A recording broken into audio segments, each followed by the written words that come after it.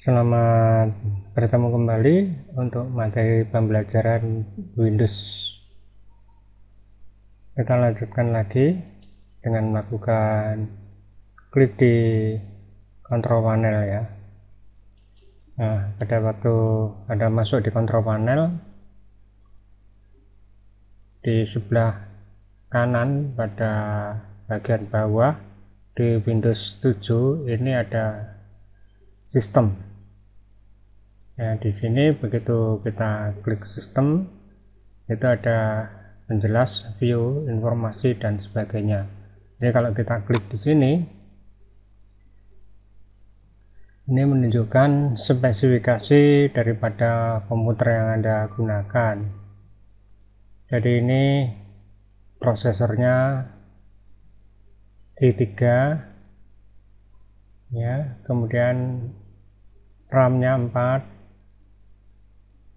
Tetapi di dalam hal ini ada di dalam kurung ya, yang digunakan hanya 3,41 ya. Kemudian Windows yang digunakan Windows 7 itu berbasis 32 bit. Jadi untuk basis 32 bit itu maksimal memori yang digunakan topnya hanya 3,4 ya kisarannya, jadi nggak sampai 4. Jadi kalau Anda ingin memorinya expand atau ditambah lagi, tetapi Windows yang Anda gunakan tetap Windows 7, ini tidak ada gunanya, bahkan komputernya bukan makin cepat tetapi malah makin pelan atau dikatakan tidak jalan. Jadi maksimalnya hanya dipasang 4. Jadi di dalam hal ini saya menggunakan satu keping memori ya dengan kapasitas 4 GB, tetapi di dalam kenyataannya yang digunakan oleh Windows hanya 3,41. Kemudian di sini ada komputer name, nama komputer, kemudian full komputer name, kemudian komputer deskripsi dan workgroupnya. Ini belum kita setting ke sistem jaringan, jadi dia kalau tidak diapa-apakan, dia yang keluar hanya workgroup seperti ini. Kemudian di workgroup ini ya, nanti Anda bisa melihat dan mempelajarinya di control panel. Jadi di network and sharing di sini. Ya. Terus di dalam hal ini ya,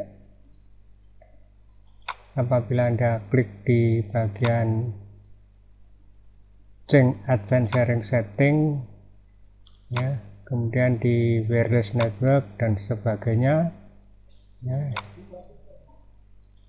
ya itu nanti akan dipelajari lebih jauh lagi di sini. Kemudian masih di sistem ini pada waktu Anda klik di sini tadi keluar, Anda juga bisa mempelajarinya lewat run di sini, lalu ketikkan dx diag, kemudian enter.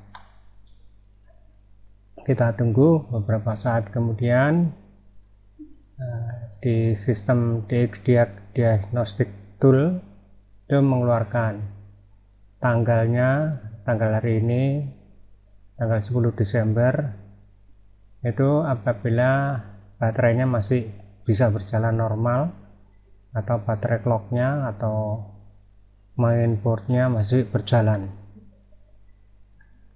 Ini tanggalnya selalu berubah dan mengikuti. Kemudian nama komputernya, operating system yang digunakan, ini terlihat bahasanya dan sebagainya, BIOS-nya, kemudian prosesornya menggunakan i3, memorinya menggunakan 4. Kemudian display, namanya standar VGA grafik adapter, jadi tidak menggunakan grafik tambahan, jadi ini bawaan. Kemudian akselerasinya ini tidak disediakan, semuanya tidak tersedia. Drivernya driver VGA standar. Kemudian sound, speaker Realtek ya. Jadi di sini menggunakan speaker bawaan. Kemudian input. Nah, di sini tipenya BDM. Kemudian di input ya. Kemudian masih di hal yang sama di control panel, jadi di sistem.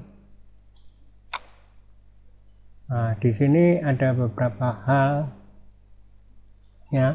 Di dalam control panel ini ada penjabaran yang bisa Anda pelajari.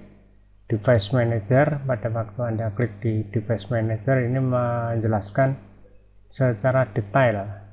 Jadi kalau panahnya ini yang kecil ini Anda klik ya, ini akan mengeluarkan disk drivernya, display adapternya ya, VGA-nya dan sebagainya.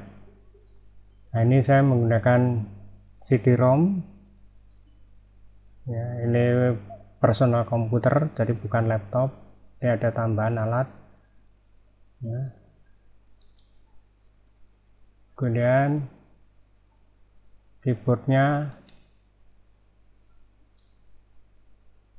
kemudian monitornya, network adapternya ya. Di sini ada tambahan TP-Link wireless USB adapter, yaitu untuk mengakses internet. Jadi di sini walaupun ini PC, ini bisa akses internet lewat gelombang, yaitu tanpa kabel. Kemudian apabila ada tanda seru seperti ini artinya bus controlnya tidak terpasang. Kemudian di sini ada Michael Key, ini adalah flash disk. Jadi kalau ini saya minimize,